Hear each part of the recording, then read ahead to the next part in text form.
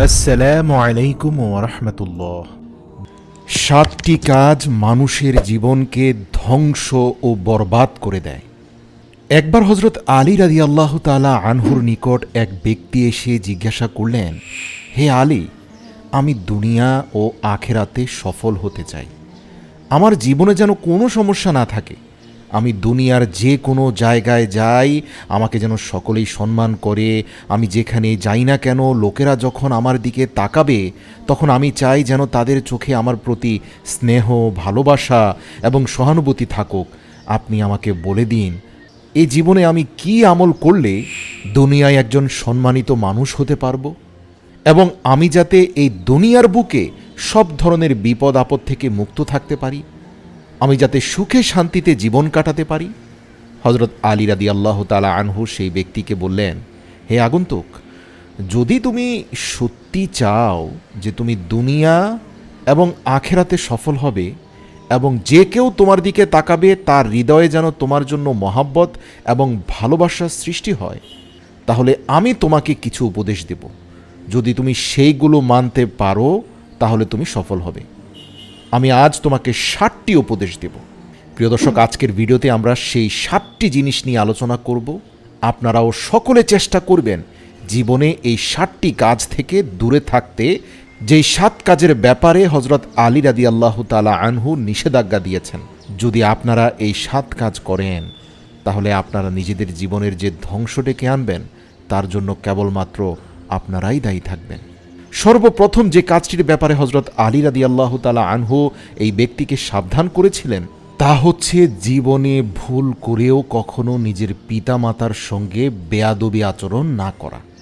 হযরত আলী বলেন, হে আমার ভাই, যদি তুমি চাও যে দুনিয়া আখেরাতে সম্মান লাভ করবে, সর্বপ্রথম শর্ত হচ্ছে কসমিন কালেও ভুলেও কখনো তুমি দুনিয়ার বুকে কোনো পরিস্থিতিতেই তোমার পিতামাতার সাথে খারাপ আচরণ করবে না।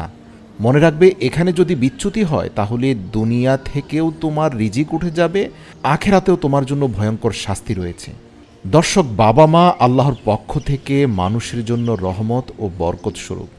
যারা নিজেদের সন্তানকে অনেক কষ্ট করে লালন পালন করে, সন্তানদেরকে আদর যত্ন বড় করে, কিন্তু যখনই সন্তান পিতামাতার মুখের উপর অসম্মান করে কথা বলে, তখন সেই মুহূর্তটা পিতামাতার জন্য কতটা যন্ত্রণার, কতটা বেদনার হয় সেটা আপনারা নিজেরাই অনুমান করুন। একবার ভাবুন, আপনি গর্ভে থাকতে যখন লাথি মারতেন মায়ের পেটে, তখন মা খুশিতে আত্মহারা হতো। আপনার অস্তিত্বের জানান তাকে খুশি করত। আর সেই সন্তান বড় হয়ে যখন মায়ের অন্তরে লাথির মতো আঘাত দেয় কথা দিয়ে, সেই আঘাত কতটা যন্ত্রণার। হযরত আলী বলেন, কখনোই পিতামাতার সাথে কঠোর আচরণ করবেন না। আপনার পিতামাতা যদি আপনার উপর জুলুম করে, আপনার সাথে বড় ধরনের অন্যায় করে, হতে পারে শয়তানের প্ররোচনা থেকে কেউই মুক্ত নয়, তাই এমন ঘটনা কদাচিৎ ঘটেও যেতে পারে। সেই ক্ষেত্রে ধৈর্য অবলম্বন করুন, চুপ থাকুন, বলতে হলে বিনয়ের সাথে বলুন, তাতেও কাজ না হলে ধৈর্য অবলম্বন করুন, কিন্তু কখনোই নিজে থেকে সীমা লঙ্ঘন করতে যাবেন না, তাদেরকে আঘাত দিতে যাবেন না। আল্লাহ তাআলা বলেন, আমি আমার পক্ষ হতে মাকে যে বিশেষ নিয়ামত দিয়েছি, সেটা হচ্ছে আমি একজন মায়ের হৃদয়ে সন্তানের জন্য ভালোবাসাকে 70 গুণ বৃদ্ধি করে দিয়েছি পিতার থেকেও। ফেরেশতারা মা সৃষ্টির পরে আল্লাহকে প্রশ্ন করেছিলেন, এই মায়ের মধ্যে হে আল্লাহ আপনি বিশেষ কী দান করেছেন?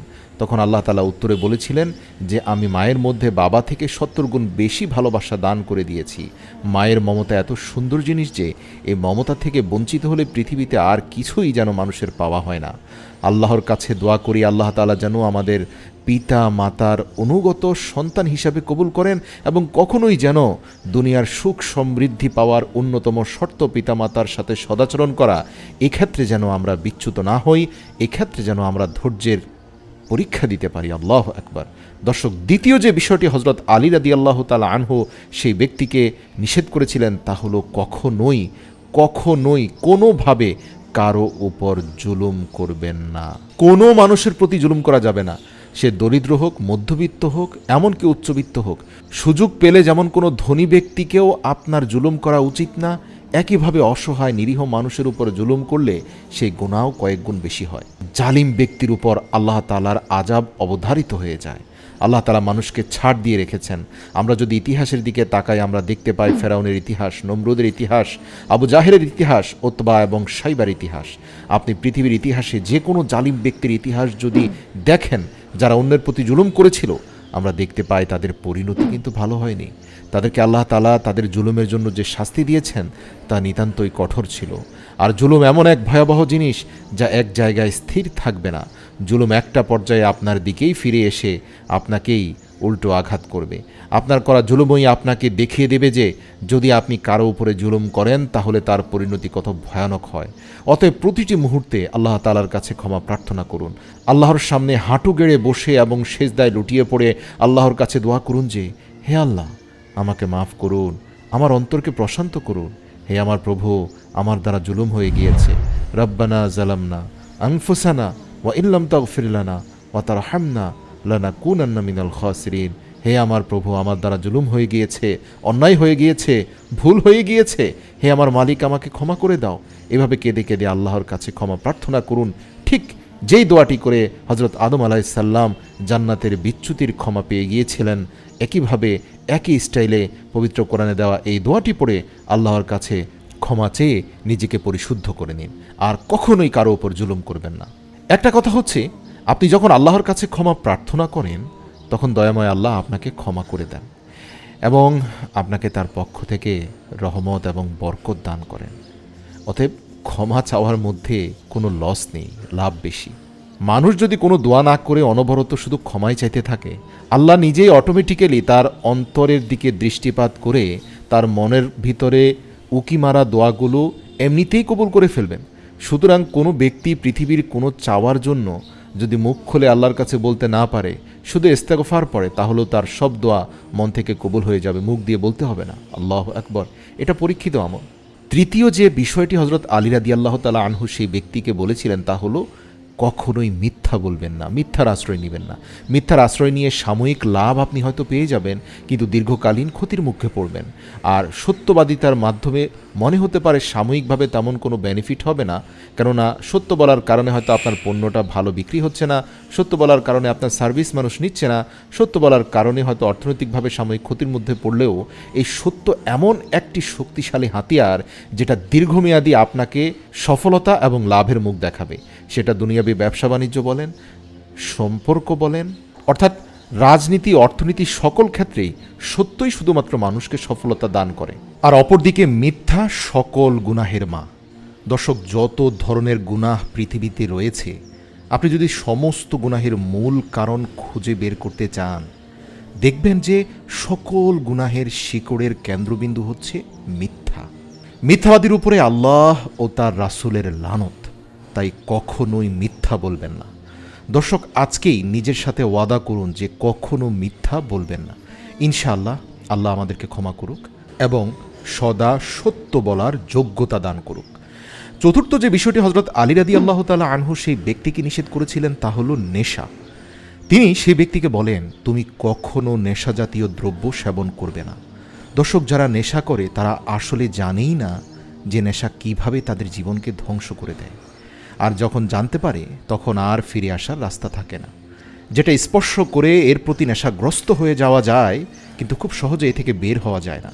নেশার কারণেই অনেক পরিবার এবং বংশ পর্যন্ত ধ্বংস হয়ে গেছে। মানুষের মানসিক প্রশান্তি নষ্ট হয়ে যায়। একজন নেশাগ্রস্ত ব্যক্তি কখনোই মানসিক শান্তি পায় না। একটি মুহূর্তের জন্য সে শান্তিতে থাকতে পারে না। আপনি যদি নেশা করেন তাহলে এটি আপনার নিজের ক্ষতি তো করবেই, পাশাপাশি আপনার পরিবার এবং আপনজনদের জীবনেও এর অত্যন্ত খারাপ প্রভাব পড়বে। আপনি একাই কষ্ট ভোগ করবেন এমনটা নয়, আপনার সাথে আপনার পরিবারের লোকদেরকেও এই কষ্ট ভোগ করতেই হবে। আপনারা কল্পনাও করতে পারবেন না যে একজন নেশাগ্রস্ত ব্যক্তিকে নিয়ন্ত্রণ করা কতটা কষ্টের। নেশাগ্রস্ত ব্যক্তি মাতাল অবস্থায় গালিগালাজ করে, আত্মীয় স্বজনদের সাথে খারাপ ব্যবহার করে, স্ত্রীর সাথে খারাপ ব্যবহার করে, বাবা মায়ের সাথে খারাপ ব্যবহার করে, বলা যায় সে পুরো পরিবারকে অসুস্থ করে ফেলে। আল্লাহ আমাদের নেশাকর দ্রব্যের হাত থেকে রক্ষা করুক। পঞ্চম যে বিষয়টি হজরত আলী রাদিয়াল্লাহু তাআলা আনহু সেই ব্যক্তিকে নিষেধ করলেন তা হলো জেনা। তিনি সে ব্যক্তিকে বললেন, তুমি কখনোই জেনার ধারে কাছেও যাবে না। আস্তাগফিরুল্লাহ। দর্শক, আজকে যদি হজরত আলী রাদিয়াল্লাহু তাআলা আনহুর খেলাফতের সময়কাল হতো, আজকে যদি হজরত ওমর রাদিয়াল্লাহু তাআলা আনহুর খেলাফতের সময়কাল হতো, আজকে যদি হজরত উসমান গনি রাদিয়াল্লাহু তাআলা আনহুর খেলাফতের সময়কাল হতো, আজকে যদি সেই মুহাম্মদুর রাসূলুল্লাহর যুগ হতো, তাহলে বর্তমানে আমাদের সমাজের সমস্ত প্রাপ্তবয়স্ক যুবক যুবতীদের বিয়েকে অত্যন্ত সহজ করে দেওয়া হতো। এখানে একটা বিষয় স্পষ্ট করি, বিয়ে সহজ হলে জেনা কঠিন হয়ে যায়। আবার শুধুমাত্র বিয়েই যে জেনার সমাধান তাও কিন্তু নয়। অনেক বিকৃত মস্তিষ্কের মানুষ আছে বিয়ের পরেও জেনার সাথে লিপ্ত হয়। এটা তাদের শারীরিক চাহিদার থেকেও ঊর্ধ্বে উঠে মানসিক বিকৃতির একটি চূড়ান্ত পর্যায়ের বহিঃপ্রকাশ করে। এই জাতীয় মস্তিষ্ক বিকৃত মানুষ যারা বিয়ের পরেও নিজেদের জেনার হাত থেকে রক্ষা করতে পারে না, তাদের জন্য ইসলামিক বিধান হচ্ছে মৃত্যুদণ্ড। কিন্তু আমভাবে সমাজে যে সকল যুবক যুবতীরা জিনাহের দিকে লিপ্ত হচ্ছে, এদের 90% জন্যই দায়ী হচ্ছে সঠিক সময়ে যুবক বয়সে, যুবতী বয়সে তাদের বিয়ের ব্যবস্থাকে কঠিন করে তোলা। ইসলামী শাসনতন্ত্রে দেখা গিয়েছে যে প্রাপ্তবয়স্কদের বিয়েটা যদি সহজ হয়ে যায়, এক্ষেত্রে জেনার হার অনেকাংশেই লোপ পায়, এমনকি 90% নিয়ন্ত্রণ করা যায়। আর বিয়েকে কঠিন করা হয়েছে যৌতুকের মতো নোংরা সংস্কৃতির দ্বারা, বিয়েকে কঠিন করা হয়েছে অত্যাধিক মূল্যের মহারানার মতো কঠিন ব্যবস্থা, বিয়েকে কঠিন করা হয়েছে অনইসলামিক কিছু আচার অনুষ্ঠানের উঁচু খরচাপাতি, যা অনেক যুবকদের পক্ষেই অর্জন করা কঠিন হয়ে দাঁড়িয়েছে। যদি কনে পক্ষ এবং পাত্রপক্ষ উভয়ে এক এবং অদ্বিতীয় আল্লাহকে খুশি করার জন্য বিয়ের ব্যাপারে সদিচ্ছা পোষণ করে, তাহলে যুবক যুবতীদের বিয়ে অত্যন্ত সহজ হয়ে যায়। আল্লাহু আকবার। আরেকটা বিষয় জানিয়ে রাখি, জিনা হচ্ছে মানুষের রিজিকের জন্য সবচেয়ে বড় ধ্বংসের কারণ।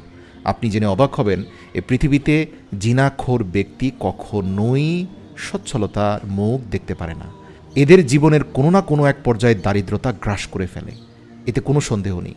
এমনকি জিনাগ্রস্ত ব্যক্তি মারাত্মক পেরেশানির মধ্যে থাকে, মানসিক অশান্তি তার ভেতরে কুড়ে কুড়ে খায়, রাতে ঘুমোতে পারে না, কোনো কাজকর্ম করতে পারে না। এই অশ্লীলতা তাকে ভিতর থেকে ধ্বংস করে দেয়। আল্লাহ আপনি আমাদের যুবকদেরকে, আমাদেরকে জেনার হাত থেকে রক্ষা করুন, আমিন। এরপর ষষ্ঠ যে বিষয়টি হজরত আলী রাদিয়াল্লাহু তাআলা আনহু সেই ব্যক্তিকে নিষেধ করলেন তা হলো অহংকার। তিনি সে ব্যক্তিকে বললেন, তুমি কখনোই অহংকার করবে না, কেননা অহংকার শুধুমাত্র ওই এক সত্তাকেই মানায় যিনি হচ্ছেন আল্লাহ সুবহানাহু ওয়া তাআলা। ছোট বড় অসংখ্য গল্প কাহিনীতে এবং ইতিহাস থেকে একটা বিষয় বারবার প্রমাণিত হয়েছে যে অহংকার পতনের মূল কারণ। অহংকার যে করবে তার কোনো ভবিষ্যৎ নেই। হয়তো আল্লাহ তাআলা আপনাকে অনেক নিয়ামত দান করেছেন, তিনি আপনাকে অনেক সফলতা দিয়েছেন, যেমনটা হয়তো আপনার চাইতে অনেক বেশি মেধাবী এবং জ্ঞানী গুণী ব্যক্তিরা পায়নি। এটা আল্লাহর দয়া, তিনি আপনাকে পছন্দ করে আপনার প্রতি দয়া করেছেন, আপনাকে অনেক নিয়ামত দান করেছেন। কিন্তু আপনি যদি এটাকে নিজের অহংকারের বিষয়বস্তু বানিয়ে ফেলেন, আল্লাহর দেয়া নিয়ামত পেয়ে অন্ধ হয়ে যান, মানুষের প্রতি দাম্ভিকতা প্রদর্শন করেন, তাহলে মনে রাখবেন যা আল্লাহ আপনাকে দিয়েছেন তা নেওয়ার জন্য আল্লাহর একদিনেরও বেশি সময় লাগবে না। বরং সবসময় মন থেকে বলুন, হে আল্লাহ, কিছুই অর্জন করার ক্ষমতা নেই, আপনি দয়াময় মেহেরবান, করুণা করে আমাকে দিয়েছেন, তাই আমি পেয়েছি, সর্বদা আমাকে শুকরগুজারদের অন্তর্ভুক্ত করুন। এভাবে আল্লাহ পাকের কাছে দোয়া করবেন অহংকার মুক্ত থাকার জন্য। বলবেন, আল্লাহ আপনি না দিলে কিছুই পেতাম না, দয়া করে আমাকে অহংকার মুক্ত করুন। মনে রাখবেন, অহংকার এমন একটি ভাইরাস, এমন একটি অগ্নিকুণ্ড, যা যে নিজে ধারণ করবে সে নিজেই জ্বলে পড়ে ছারখার হবে, অন্য কারো কোনো ক্ষতি হবে না। হিংসা এবং অহংকার এ দুটির ক্ষেত্রে এটা প্রযোজ্য। আপনার মধ্যে যদি থাকে তাহলে অগ্নিকুণ্ড আপনি ধারণ করলেন। ভালো হয় এগুলো ফেলে দিন, অন্যকে উঠিয়ে নিলে সেও পুড়ে যাবে।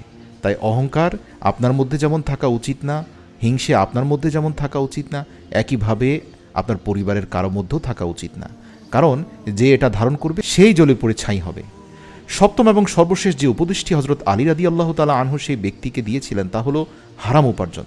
তিনি সেই ব্যক্তিকে বললেন, তুমি কখনোই হারাম পথে অর্থ উপার্জন করবে না, হারাম খাবে না, কেননা মানুষরা হারাম উপার্জন করে, হারাম খায়, হারাম টাকার কাপড় পরিধান করে, আর দেখবে যে এই সকল মানুষরাই জীবনে নানান ধরনের অশান্তিতে পড়ে। সন্তানেরা সুসন্তান হয় না, পরিবারে এবং আত্মীয়দের মাঝে সেই ব্যক্তি কারো কাছে সম্মান পায় না, এমনকি মানুষেরা তার চেহারা পর্যন্ত দেখতে পছন্দ করে না। তাহলে এই সম্পদের কী মূল্য আছে? দর্শক, সম্পদের লোভ অত্যন্ত খারাপ। মানুষ মারা যায় কিন্তু তার সম্পদের লোভ কখনো কমে না। আল্লাহ রাসূল সাল্লাল্লাহু আলাইহি সাল্লাম বলেন, আদম সন্তানদের যদি একটি স্বর্ণের পাহাড় দান করা হয়, এমনকি পুরো পৃথিবী স্বর্ণময় করে দেওয়া হয়, তাহলে সে বলবে, হে প্রভু, দেওয়ার মতো আরও কয়েকটি স্বর্ণের পৃথিবী আছে কি? মনে রাখবে, মাটি ছাড়া আদমের পেট কোনো কিছুতেই তৃপ্ত হয় না। অতএব লোভ থেকে বেঁচে থাকতে হবে। আসুন আল্লাহর কাছে দোয়া করি আল্লাহ তাআলা আমাদের অর্থ সম্পদের লোভ এবং হারাম উপার্জনের লোভ থেকে হেফাজত করুক এবং উপরোক্ত আলোচিত 60টি বিষয়ের উপর আমল করার তৌফিক দান করুক, যা হজরত আলী রাদিয়াল্লাহু তাআলা আনহু আমাদেরকে জানিয়েছেন। নিঃসন্দেহে আলী হচ্ছেন সেই ব্যক্তি যার ব্যাপারে আল্লাহ রাসূল বলেছেন, আমি যদি জ্ঞান